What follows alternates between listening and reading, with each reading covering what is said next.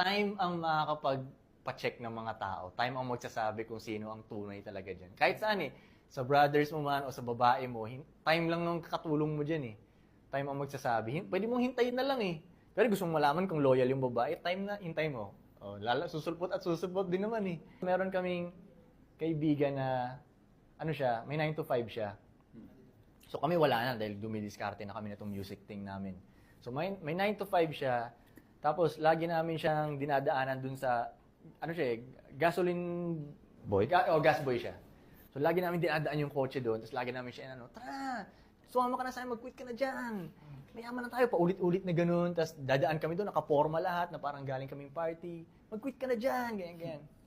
Hanggang sa nag-quit siya.